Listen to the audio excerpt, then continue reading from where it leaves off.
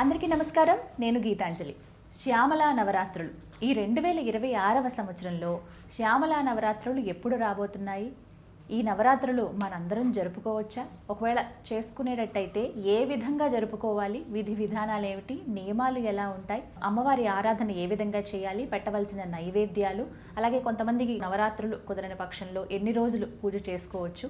ఈ వివరాలన్నీ తెలుసుకుందాం. ఇవన్నీ మనకు సందేహాలే కదా. వివరించేందుకు ప్రస్తుతం మనతో పాటు ఉన్నారు ప్రముఖ జ్యోతిష్యులు, సంకల్ప మందిర్ నిర్వాహకులు బ్రహ్మశ్రీ నందిబట్ల శ్రీహరి శర్మ గురువు గారు. వారితో మాట్లాడదాం. గురుగారు నమస్కారం అండి. వాగర్థావివ సంపృక్తౌ వాగర్థ ప్రతిపత్తయే జగతః పితరౌ వందే పార్వతీ పరమేశ్వరౌ. ఆదిత్యాయ చ సోమాయ మంగళాయ బుధాయ చ గురుశుక్రశనిభ్యశ్చ రాహవే కేతవే నమః. శృంగేరి జగద్గురు పీఠాధిపతులకి, కంచి పీఠాధిపతులకి నమస్కారములు తెలియజేసుకుంటూ కార్యక్రమాన్ని ప్రారంభిద్దాం. గురుగారు, శ్యామలా నవరాత్రులు మొట్టమొదటి ప్రశ్న, అందరూ జరుపుకోవచ్చా? శ్యామలా నవరాత్రులు అనేటువంటివి గుప్త నవరాత్రుల్లో భాగంగా వచ్చేటువంటిదమ్మా.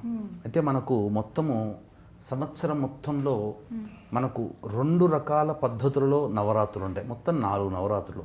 ప్రత్యక్ష నవరాత్రులు, గుప్త నవరాత్రులు అని. వసంత నవరాత్రులు, అలాగే శ్రీరామనవమి వరకు చేసుకునేటువంటివి, అలాగే దుర్గా నవమి, దసరా వరకు చేసుకునేటువంటిది దుర్గా నవరాత్రులు. ఆషాఢ మాసంలో మరియు మాఘమాసంలో చేసుకునేటువంటి నవరాత్రులు పాడ్యం నుంచి మొదలుకొని ఇవి గుప్త నవరాత్రులు. అయితే సాధారణంగా ఆషాఢ మాసంలో వారాహి, ఈ సంబంధించినటువంటి మాఘమాసంలో ఈ యొక్క మాతంగి నవరాత్రులు అనేటువంటివి మనకు రాజమాతంగి, రాజశ్యామల నవరాత్రులు అంటారు. ఇవి వాడుకలోకి వచ్చేసేసి. అయితే ప్రత్యక్ష నవరాత్రుల్లో ఆయా దేవతని ఉపాసన చేస్తే, ఈ గుప్త నవరాత్రుల్లో దశమహావిద్యలని ఉపాసన చేసుకునే అవకాశం. కాబట్టి అందరూ చేయొచ్చా అని అంటే అందరూ చేసుకోవచ్చు అమ్మా. కొంతమంది కొన్ని చోట్ల ఈ గుప్త నవరాత్రుల్ని కేవలం ఉపాసనా పరులు చేసుకోవాలి అలా అని చెప్పి భయపెడుతుంటారు. చేస్తే అరిష్టం వస్తుంది అని అంటారు. అయితే ఉపాసనా మార్గం ఎంచుకోకుండా అమ్మ ఎవరికైనా అమ్మ.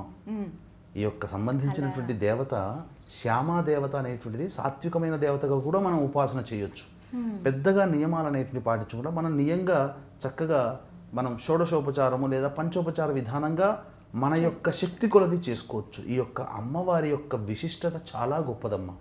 కారణం ఏంటంటే విశ్వామిత్రుల వారు అలాగే వశిష్ఠుల వారు ఇద్దరు కూడా శక్తి సాధన కోసం దశమహావిద్యల్ని ఉపాసన చేశారు. కానీ వశిష్ఠ మహర్షి అనుకున్నంత శక్తిని సంపాదించుకోలేకపోయారు.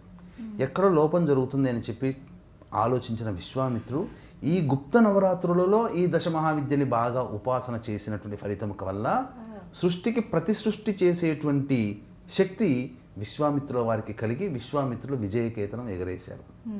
అలాగే శ్రీరాముడు రావణాసుడు యుద్ధం తెలుసు. రావణాసుడు కొడుకైనటువంటి మేఘనాథుడు ఇంద్రజిత్తు అని అంటారు. శుక్రాచార్యుడు ఈ మేఘనాథుడికి నీవు అమితమైన బలశక్తి సంపన్నుడు కావాలంటే మామూలు రోజుల్లో కాకుండా నీ కులదేవత అయినటువంటి నికుంభల అంటే మళ్ళీ ప్రత్యంగిరానే ఈ దశమహావిద్యలని ఈ గుప్త నవరాత్రుల్లో నీవు ఆరాధన చెయ్యి, నీకు అమేయమైన శక్తి కలుగుతుంది. ఆ అమేయమైనటువంటి శక్తి చేతనే రాముడిని లక్ష్మణుడిని నాగాస్త్రం చేత బంధించి చాదాపుగా మరణమంచుకు దాకా తీసుకెళ్ళగలిగాడు. కానీ రాముడు ఏమన్నా తక్కువవాడా? రాముడు కూడా ఈ గుప్త నవరాత్రుల్లో అమ్మవారిని ఉపాసన చేసి రావణాసురుడి మీద యుద్ధం గెలిచే శక్తిని సంపాదించుకోగలిగాడు. ఇది మనకు సంబంధించినటువంటిది. కాబట్టి ఈ గుప్త నవరాత్రులు అందరూ కూడా ఉపాసనాపరులు విశేషంగా, అందరూ సాధారణంగా చేసుకోవచ్చు. అయితే దీనికి ఒక నియమం ఉందమ్మా. ఈ గుప్త నవరాత్రులు చేసేటువంటి పూజా విధానంలో మీ యొక్క సంకల్పం ఏదైతే ఉంటుందో, వీక్షించేటువంటి చేసుకునే ప్రేక్షకుల సంకల్పం ఎక్కడ కూడా బయట చెప్పకూడదు. ఈ పూజ నేను చేస్తున్నాను అనేటువంటి విషయం కూడా తెలియజేయకూడదు. గుప్తముగా చేసుకోవాలి.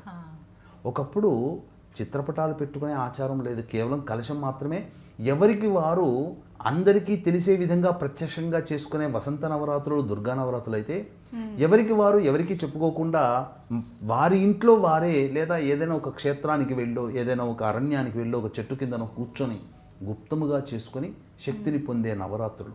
ఇది అమేయమైనటువంటి శక్తిని ఇస్తాయమ్మా. అందులో ఏమాత్రం సందేహం లేదు. అందరూ చేసుకోవచ్చు. ఈ గుప్త నవరాత్రులు కూడా చూసుకుని ఇంకొక లింక్ ఉందమ్మా. ఈ గుప్త నవరాత్రులకి 5 మాసములు లింక్ ఉంటుంది. మాఘం, ఫాల్గుణం, చైత్రం, వైశాఖం, జ్యేష్టం. మళ్ళీ వెంబడి ఇంకొక మాసం అవునండి. నవరాత్రి మళ్ళీ అప్పుడు వారాహి నవరాత్రులు వస్తాయి. ఇది ఇలా అనమాట లింక్. మరి విధానం తెలియచేస్తారా? ఎలా అసలు ఇంట్లో ఏ విధంగా జరుపుకోవాలి ప్రారంభం నుంచి? ఇప్పుడు పాడ్యమి ప్రారంభం, మనకి చొల్లంగా అమావాస్య అయిపోవడమే ప్రారంభం కాబట్టి మరి ఆ రోజునే శుభ్రపరచుకొని ప్రారంభించుకోవాలా? ఎలా చేయాలి ఏంటి చెప్పండి. ఈ సంబంధించినటువంటి పూజా విధానము, పూజా మందిరమును శుభ్రపరచుకునేటువంటి విధానము అవకాశం ఉంటే శనివారం నాడు చేసుకోవచ్చునమ్మా. లేదు వారం మనకు శనివారం సెంటిమెంటు అనుకుంటే సోమవారం ఉదయంనైనా కానీ, ఎందుకంటే అమావాస్య ఉన్నది కాబట్టి ఆదివారం చేసుకోకూడదు. దీనికి ప్రధానంగా ముందుగా అమావాస్య రోజున సంకల్పం అంటే చక్కగా అమ్మవారి దేవాలయంలో అమావాస్య రోజున వెళ్ళి చక్కగా ఆవ నూనెతో లేదా నువ్వుల నూనెతో దీపారాధన చేసి అమ్మవారికి సంకల్పం చేసుకుని రావాలి. అమ్మ, నీ అనుగ్రహం వల్ల నాకు జ్ఞానం కలిగి నా సంకల్పం నెరవేరాలని నేను ఈ సంబంధించినటువంటి అమ్మవారి నవరాత్రులు చేసుకోదలుచున్నాను.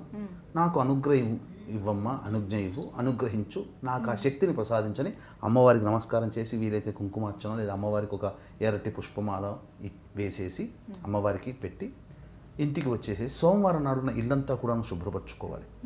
అయితే ఆ సోమవారం రోజున మొత్తం ఇంటికి ఉన్నటువంటి బూజు ఇల్లు అంతా కూడా శుభ్రంగా కడిగి పూజా మందిరం కడిగి పూజా వస్తువులు కూడా కడుక్కొని తదనంతరం ఒక చక్కటి శుభ్రమైనటువంటి నీటిలో పచ్చకర్పూరం, యాలకులు, అలాగే ఈ సంబంధించినటువంటి జాజికాయ, జాపత్రి, కుంకుమ పువ్వు, గోపంచకం, పసుపు, ఇవన్నీ గంగాజలము ఇవన్నీ వేసి ఇల్లంతా కూడా శుభ్రంగా తుడిచి పూజా మందిరం తుడిచి తదనంతరం ధూపం అంతా ఇంట్లోకి వేసేసేయాలి. గుగ్గిలము ధూపం వేస్తే ఇంట్లో మీరు ఆ రోజు నుంచి మీరు చూస్తే ఒక రకమైన పాజిటివ్ ఎనర్జీ చాలా బాగుంటుందమ్మా. ఇంట్లో ఉన్న నెగిటివ్ ఎనర్జీ అంతా పోతుంది. ఎందుకంటే మనం మన మనస్సుని సిద్ధం చేసుకోవడానికి ఇది చెయ్యాలి. ఇక ఆ సోమవారం రోజున కలశ స్థాపనతోనైనా కానీ పూజ చేసుకోవచ్చు. అలాగే చిత్రపటాన్నైనా కానీ పెట్టుకొని చేసుకోవచ్చు. ఎలాంటి పటం పెట్టుకోవాలండి? అమ్మవారు రాజమాతంగి ఉన్నటువంటిది, సౌమ్య దేవతగా నవ్వుతూ పలకరిస్తుందమ్మా. కాబట్టి రాజశ్యామల అమ్మవారి చిత్రపటం దొరుకుతుంది. ఒకవేళ లేదంటే సరస్వతి అమ్మవారిని సరస్వతి అమ్మవారిని పెట్టుకొనైనా చేసుకోవచ్చు. ఈ విధంగా లేదా కలశమైనా పెట్టుకోవచ్చు. పెట్టుకుని మొట్టమొదటి గణపతి పూజ చేసుకుని తదనంతరం అమ్మవారికి పంచోపచార విధానంగానైనా షోడశోపచార విధానంగానే కానీ ఈ యొక్క పూజని చేసుకోవాలి. అయితే ప్రధానంగా అమ్మవారికి ఆరాధన చేసేటువంటి దీపారాధనకి ఈ 9 రోజుల పాటు వాడవలసినటువంటి వస్తువు ఏదంటే విప్ప నూనె, ఇప్ప నూనె అని అంటారు. కొన్ని ప్రాంతాల్లో వి అంటారు, కొన్ని ప్రాంతాల్లో ఈ అంటారు. ఏదైనా ఇప్ప నూనె చాలా విశేషం. ఇప్ప పుష్పములతో కూడా అమ్మవారిని అర్చించవచ్చు. ఇప్ప పుష్పములు నైవేద్యంగా పెట్టవచ్చు అమ్మవారికి. ఇది చాలా విశేషం. ఇక ప్రధానంగా ఈ రోజు నుంచి మొదలుకొని అమ్మవారిని షోడశోపచార పంచోపచార విధానంగా పూజ చేసుకోవడం. సాధారణంగా ఉదయం పూట జాబ్కి వెళ్ళేటువంటి వాళ్ళు చాలా కష్టం ఉంటుంది. కాబట్టి ఇటువంటి వాళ్ళు ఏంటంటే సాయంకాలం ఎలాగో జాబ్ నుంచి ఇంటికి వస్తారు. సాధారణంగా గుప్త నవరాత్రులు అనేటువంటివి రాత్రిపూట చేస్తే చాలా శక్తివంతమైనటువంటి ఫలితం ఇస్తుంది. ఈ శక్తివంతమైనటువంటి ఫలితము రావాలి అనుకున్న వాళ్ళు సాయంకాలం ఆఫీస్ నుంచి ఇంటికి రాగానే చక్కగా కాలకృత్యాదులు తీర్చుకొని అమ్మవారికి దీపారాధన, ఇప్ప నూనెతో దీపారాధన చేసి పంచోపచారం లేదా షోడశోపచార విధానంగా చేయడం. సాయంత్రం కనుక చేసేటట్లయితే విధిగా ఉదయం పూట నిర్మాల్యాలు తీసివేసి ఏదైనా ఒక 2-3 పుష్పములు అమ్మవారి చిత్రపటానికి పెట్టి ఇప్ప నూనెతో దీపారాధన చేసి ఏదైనా ఒక పండు నైవేద్యంగా పెడితే చాలు. పూజ చేయనవసరం లేదు. అగరబత్తి వెలిగించి సాయంకాలం పూజ చేసుకోవాలి. ఒకవేళ ఉదయం పూట పూజ చేసుకునే వాళ్ళు ఉంటే సాయంకాలము మళ్ళీ 2-3 పుష్పాలు పెట్టి అగరబత్తి దీపం పెట్టి ఇప్ప నూనెతో ఏదైనా నైవేద్యంగా పెట్టవచ్చు. ఇలా చేయాలి. కాకపోతే ఈ గుప్త నవరాత్రులు అన్నప్పుడు, శ్యామ నవరాత్రులు అన్నప్పుడు అమ్మవారిని ఈ 9 రూపాలలో కొలుచుకునే ఆచారం ఉంటుంది. కానీ దశమహావిద్యలని కూడా పూజించే ఆచారం ఈ గుప్త నవరాత్రుల్లో ఉంది. కాబట్టి వీక్షించేట మన ప్రేక్షకులకి ఈ కార్యక్రమం ఇంకా ఆశాంతం వీక్షించండి. ఎందుకనంటే దశమహావిద్యల్ని ఏ రోజు ఏ అమ్మవారిని పూజించాలి, లేదు శ్యామానే పూజిస్తే కనుక ఈ శ్యామాలో ఎటువంటి అమ్మవార్లు ఉన్నారు నవరాత్రులకి సంబంధించి, ఆ అమ్మవార్లని ఏ విధంగా పూజించాలి, ఎప్పుడు నైవేద్యంగా పెట్టాలి అనేటువంటి విషయాల గురించి తెలియజేసుకుందామమ్మా. అయితే అలాగే వీక్షించేటువంటి ప్రేక్షకులకు కూడా ఈ లోకంలో దేవతానుగ్రహం కంటే మరణించిన మన తల్లిదండ్రుల తాత ముత్తాతల పితృదేవతల అనుగ్రహం కావాలి.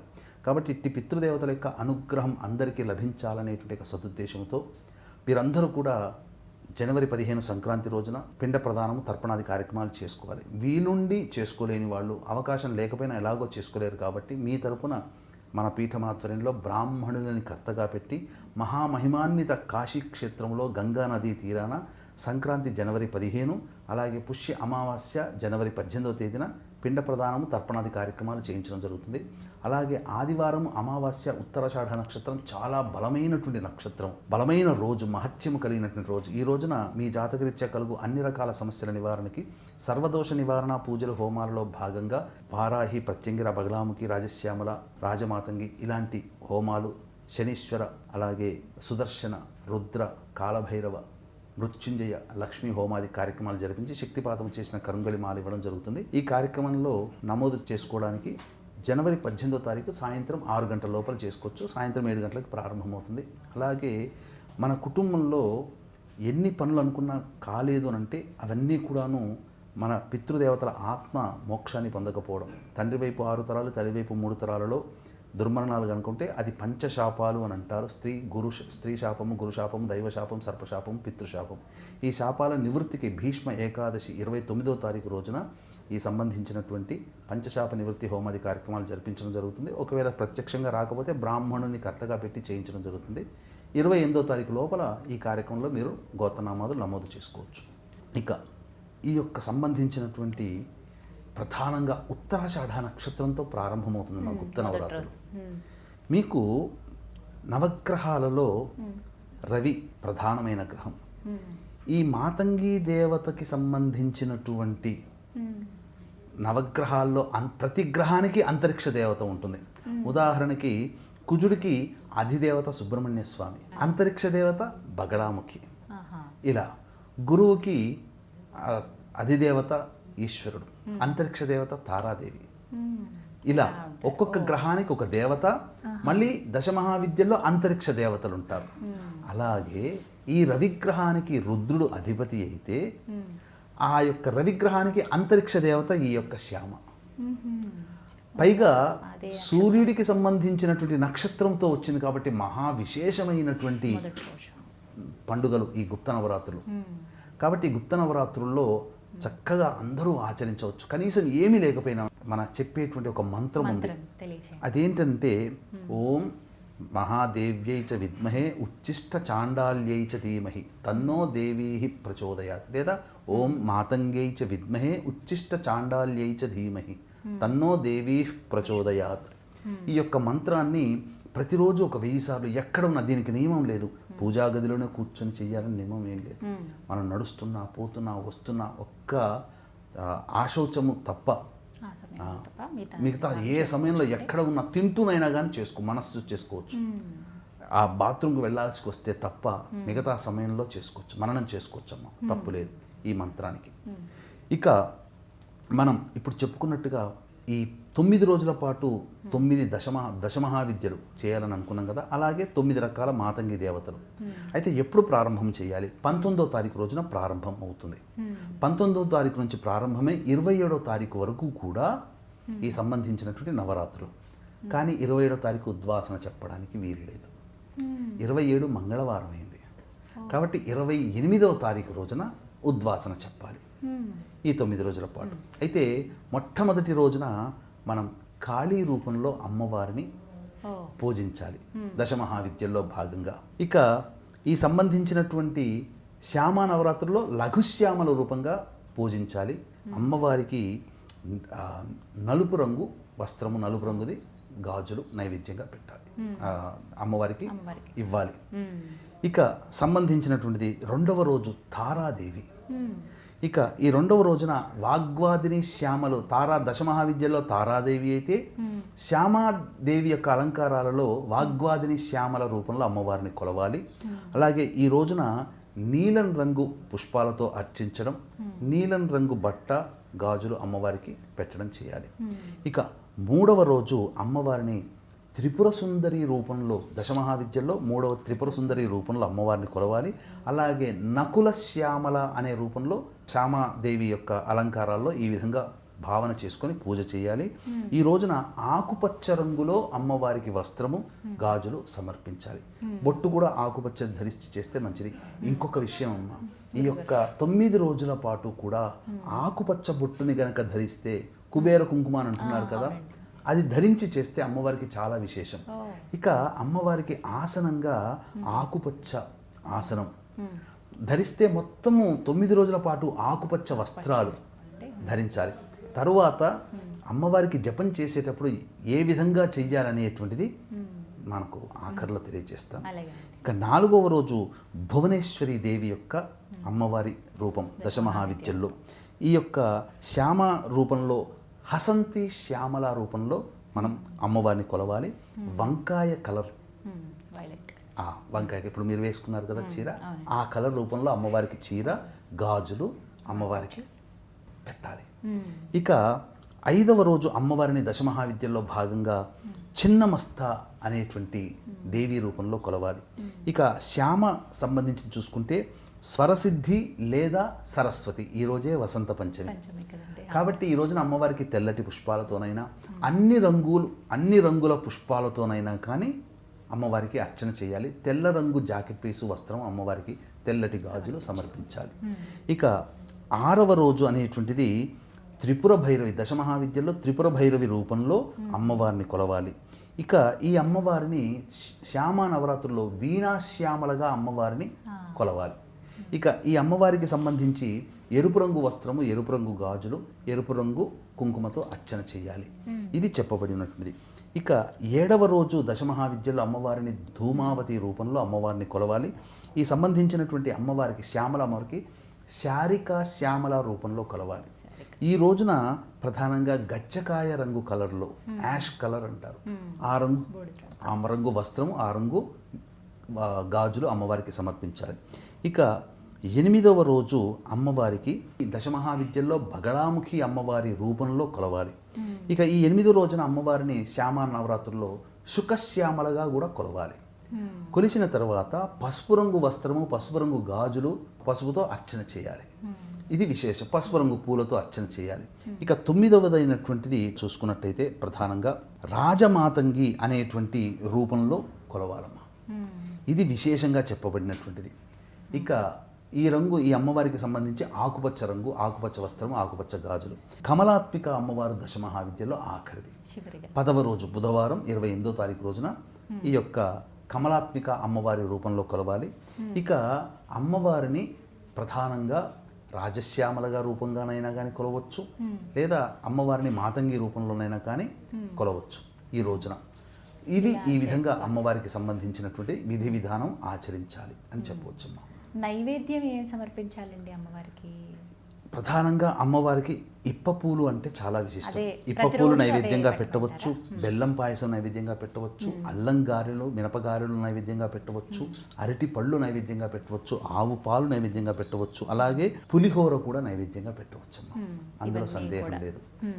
ఇక మీకు ఆఖరిలో చెప్తానన్నాను కదా మంత్రము, ఓం మాతంగ్యై చ విద్మహే ఉచ్ఛిష్ట చాండాల్యై చ ధీమహి తన్నో దేవీ ప్రచోదయాత్. మాతంగ్యై చ విద్మహే ఉచ్ఛిష్ట చాండాల్యై చ ధీమహి తన్నో దేవీ ప్రచోదయాత్. ఈ అమ్మవారి మంత్ర జపం చేసేటప్పుడు వీలుంటే అన్ని రంగుల వస్త్రాలు ధరించవచ్చు, లేదా ఒకే ఆకుపచ్చ రంగమ్మ, ఆకుపచ్చ రంగు మొత్తం ధరించి, ఆకుపచ్చ గాజులు ధరించి, ఆకుపచ్చ బొట్టు ధరించి అమ్మవారికి తూర్పు వైపున కానీ ఉత్తరం వైపున కూర్చొని ఈ మంత్ర జపం చేయాలి. ఈ మంత్ర జపం చేసేటప్పుడు నోట్లో తాంబూలం వేసుకొని జపం చేయాలమ్మా. చక్కగా విశేషం. అమ్మవారికి ఉచ్ఛిష్ట చాండాలి అంటే, ఉచ్ఛిష్టము అంటే ఎంగిలి అని అర్థం. కాబట్టి తాంబూలాన్ని నములుతూ, అట్లా అని చెప్పేసి ఏ జర్దాపానో ఇవి కాదమ్మా, మామూలుగా తాంబూల సేవనం చేసుకొని అమ్మవారికి ఒకటి నైవేద్యంగా పెట్టడం. ముత్తైదులకు ఎవరైనా కానీ, అంటే ప్రతిరోజు 9 రోజులు పూజ చేస్తారు కదా, ప్రతిరోజు ఒక ముత్తైదుకి పిలిపించి ఆమెను అమ్మవారిగా స్వరూపంగా భావించి ఆ అమ్మవారికి ఏదైనా వస్త్రములు, ఈ చెప్పబడినటువంటి వస్త్రములు ఒక్కొక్క రోజు ఒక్కొక్క రంగు చెప్పాం కదమ్మా, ఆ వస్త్రంలో ఆ అమ్మవారిగా భావించి ముత్తైదుకి ఇచ్చి, ఆ ముత్తైదు కూడా ఒక తాంబూలం, మొత్తం 3 తాంబూలాలు తీసుకోవాలి. ఆ 3వ తాంబూలంతో తాను పూజ చేసి ఎవరిన అయిన తర్వాత జపం చేసుకుంటుంది కదా, ఆ తాంబూలాన్ని వేసుకొని జపం చేయాలి. నైవేద్యంగా పెట్టింది తాను సొంతంగా భుజించవచ్చు. ఇలా ఈ విధంగా తాంబూల సేవనం చేస్తూ చేయాలి. ఆసనం కూడా ఆకుపచ్చ రంగుదైతే మరీ విశేషమమ్మా. ఇది చెప్పబడి ఉంది. విధంగా మరి మంగళవారం రోజు 9వ రోజు అవుతుంది కదండి, మరి ఆ రోజు కలపకుండా 10వ రోజు కలిపేయచ్చా? ఇప్పుడు 10వ రోజు కలపాలమ్మా. ఫోటో పెట్టుకున్నా లేదంటే కలశం పెట్టుకున్నా అమ్మవారికి ఉద్వాసన చెప్పొచ్చు. వాటన్నిటిని తీసి ఇంకా పక్కన పెట్టేసుకోవాలి, చేయవచ్చు అమ్మా. ఇంకా చెయ్యకూడనివి ఏమైనా ఉన్నాయా? ఇంకా నియమం నియమం అంటే ఈ మాతంగి నవరాత్రులు, శ్యామ నవరాత్రులు మాఘమాసంలో ప్రారంభమవుతాయి. కాబట్టి ఈ 9 రోజుల పాటు నేలపై శయనించడం, దాంపత్య జీవితానికి దూరంగా ఉండి బ్రహ్మచర్య వ్రతం ఆచరించడం, మద్యపానము మాంసాహారము నిషిద్ధము. ఇక భోజనం చేస్తే కనుక రాత్రిపూట భోజనం చేయవచ్చు, లేదా పూజ చేసుకొని మధ్యాహ్నమైన ఇంట్లో ప్రశాంతంగా ఉన్నవాళ్ళు ఇంట్లో పొద్దున పూట పూజ చేసుకొని మధ్యాహ్నం భోజనం చేయవచ్చు. భోజనం చేసేటప్పుడు ఒక నియమం ఉందమ్మా.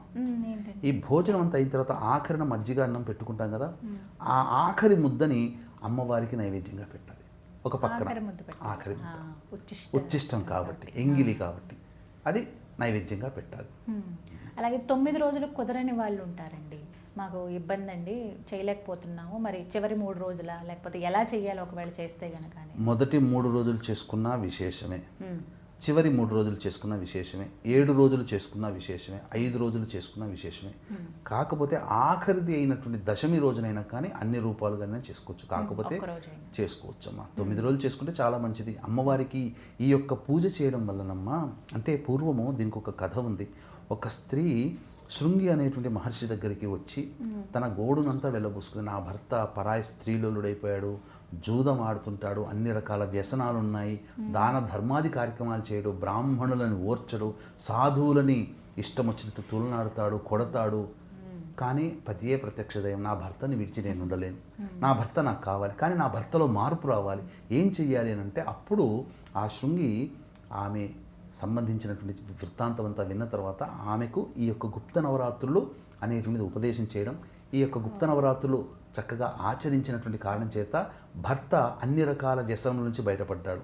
ఈ యొక్క శ్యామ నవరాత్రులు లేదా గుప్త నవరాత్రులని ఆచరించడం వల్ల జరిగేటువంటిది ఏంటంటే గొప్పగా వర్చస్సు పెరుగుతుంది. ముఖ్యంగా కళల్లో, ముఖ్యంగా ఎవరైతే ఫైన్ ఆర్ట్స్లో ఉంటారో, లలితము, సంగీతము, డాన్స్, మ్యూజిక్, అలాగే అనేక రకాల బొమ్మలు గీయడాలు, ఇలా ఫైన్ ఆర్ట్స్లు ఉంటాయి కదమ్మా, అటువంటి వాళ్ళందరూ నటనారంగం, ముఖ్యంగా సీరియల్స్లో, అలాగే సోషల్ మీడియాలో పనిచేసేవాళ్ళు, సీరియల్స్లో పనిచేసేవాళ్ళు, నటులు, నటీమణులు, వీళ్ళందరికీ కూడా మంచి మంచి అవకాశాలు రావాలంటే గుప్త నవరాత్రులు చేయాలి.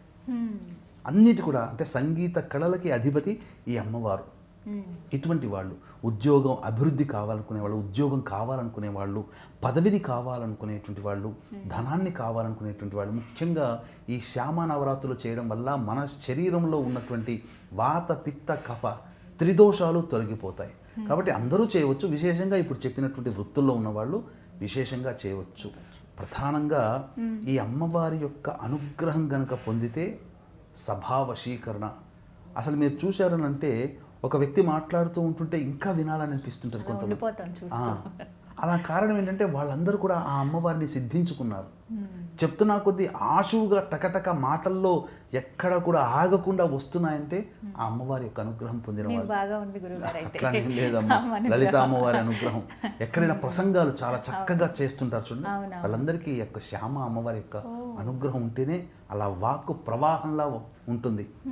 మనకు శ్రీ శ్రీ శ్రీ సిద్ధేశ్వరానంద భారతీ స్వామి వారు దశమహావిద్యను ఉపాసన పట్టిన వారు, దాదాపు 90 ఏళ్ల వయసు చదువుకున్నారు ఆయన.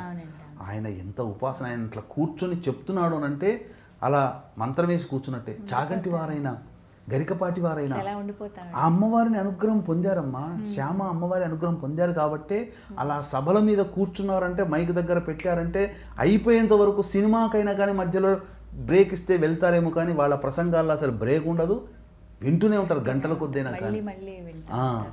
ఇలాంటివన్నీ కూడా శ్యామ నవరాత్రులు ఆరాధన చేయడం వల్ల కలుగుతాయి. కాబట్టి అందరూ చేసుకోవచ్చునమ్మా. గురుగారు శుక్రమౌఢ్యమి కదా ఇప్పుడు, అంటే నేను ఇంతకు ముందు ఎప్పుడు చేసుకోలేదండి శ్యామల నవరాత్రులు, కానీ ఎందుకో కోరిక కలిగింది ఆ అమ్మ ఆశ్రయం పొందాలని, అమ్మ పూజ చేసుకోవాలని అనుకునేవాళ్ళు. మరి ఇప్పుడు చేయొచ్చా అండి పూజ? అయితే సాధారణంగా పూజ చేసుకోవచ్చునమ్మా. ఉపదేశం తీసుకొని సంకల్పం గట్టిగా చేసుకొని ఇక నుంచి నా జీవితాంతం నేను ఈ యొక్క కార్యక్రమాన్ని కనీసము ఒక 12 సంవత్సరాలు నేను చేస్తాను, లేదా 3 సంవత్సరాలు చేస్తాను అని సంకల్పం చేసుకొని చేసుకోకూడదు. సాధారణంగా చేసుకొని ఆనవాయితీగా సంవత్సరాల నుంచి చేసుకున్నటువంటి వాళ్ళు ఉంటారు కదా, వాళ్ళు చేసుకోవచ్చమ్మా. ఇప్పుడు జపం చేయాలనుకున్న వాళ్ళు చేసుకోవచ్చమ్మా. చక్కగా అమ్మవారిని ఇక్కడ పటం పెట్టమని, కలశం పెట్టమని ఇవి తర్వాత వచ్చాయి. గుప్త నవరాత్రులు అంటే మనం మనస్సులో మనం చేసుకునేటువంటిది. ఇక నిరంతరం ఈ యొక్క అమ్మవారి చెప్పినటువంటి ఇంతకుముందు చెప్పానుగా మంత్రం, అది నిరంతరంగా చేసుకోవచ్చమ్మా. ఒక్క బాత్రూమ్ పోయడం, స్నానం పోవడానికి తప్ప ఇక ఎలా ఉన్నా చేసుకోవచ్చు. సర్వకాల సర్వావస్థల యందు ఈ నామాన్ని జపం చేసుకుంటూ ఉంటుంటే చాలమ్మా. ఈ 9 రోజులు చాలా ప్రధానం. ఈ నవరాత్రుల్లోనే అమేయమైన శక్తిని విశ్వామిత్రుడు, వశిష్ఠుల వారు, రావణాసుడు, శ్రీరాముడు, మేఘనాథుడు అంటే రావణాసుడు కొడుకు ఇంద్రజిత్తు, వీళ్ళందరూ పొందారు. ఈ విధమైనటువంటి యోగమేనమ్మా. చక్కగా వివరించారండి. అమ్మ అనుగ్రహం పొందాలి అందరూ కూడా. ధన్యవాదాలు గురుగారు. సర్వం శ్రీ ఉమామహేశ్వర పరబ్రహ్మార్పణమస్తు.